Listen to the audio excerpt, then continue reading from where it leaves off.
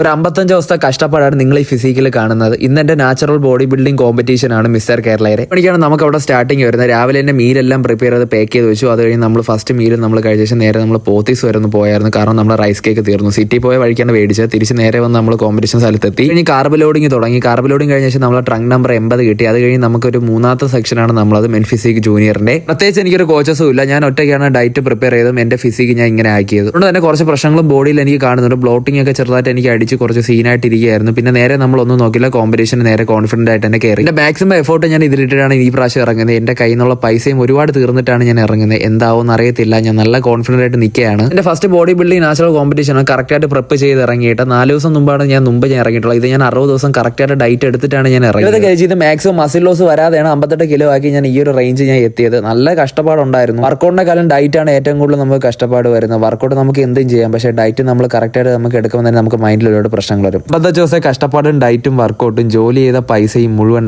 ഒറ്റ സെക്കൻഡ് കൊണ്ട് പോയി ഔട്ടായി. നല്ല രീതിക്ക് മൈൻഡ് ഔട്ടായി ഞാൻ നിന്നപ്പോഴാണ് ഈ പയ്യനെ കണ്ടത്. എന്റെ വീഡിയോസ് എല്ലാം കണ്ടിട്ടുണ്ട്. എന്റെ ഡെഡിക്കേഷൻ അടിപൊളിയാണ്. അതുപോലെ ഈ പയ്യൻ 5 ദിവസം ഡയറ്റ് എടുത്തിട്ടാണ് ഇത്രയും സെറ്റായി. അപ്പോൾ തന്നെ എന്റെ കഷ്ടപ്പാട് അറിയാം. ബ്രോ ഇത്രയും ടൈം ഇത്രയും നാളും കഷ്ടപ്പെട്ടില്ല, എന്തായാലും നമുക്ക് അടുത്തതിന് പിടിക്കാന്ന് പറഞ്ഞ് എന്റെ നമ്പറൊക്കെ വാങ്ങിച്ച് ബ്രോ പോയി. അത് കഴിഞ്ഞ് അടുത്ത പയ്യൻ വന്നു. വീഡിയോസ് ഒക്കെ ഞാൻ ഇടുന്നുണ്ട്. എന്നെ കുറച്ച് പേർക്ക് അറിയാം. അപ്പോൾ അതെനിക്ക് വളരെ സന്തോഷമുണ്ട്. ഒരുപാട് പേർക്ക് അല്ലെങ്കിലും കുറച്ച് പേര്. WN ബീഫ് ചാമ്പ്യൻ നമ്മുടെ അനൂപ് ബ്രോയിനെ കണ്ടു. പുള്ളിക്കാരൻ ഭയങ്കര മോട്ടിവേഷൻ ആയിരുന്നു. ഒരു ദിവസം നീയും ചാമ്പ്യൻ ആവുമെന്ന് പറഞ്ഞു. ഇഷ്ടംപോലെ മോട്ടിവേഷൻ തന്നു. പുള്ളിക്കാരനെ കണ്ട് കഴിഞ്ഞ ശേഷം നമ്മൾ തിരിച്ചിറങ്ങിയിട്ട് മന്തി പോയി. ഒരുപാടൊക്കെ കഴിക്കാന്നാണ് വിചാരിച്ചത്. പക്ഷെ നല്ല മൈൻഡ് ഔട്ട് ആയിരുന്നു. ഒരു ടേസ്റ്റും അധികം തോന്നിയില്ല. പിന്നെ നേരെ കുളിച്ച് ഫ്രഷ് ആയിട്ട് കിടന്നുറങ്ങി. Okay, by.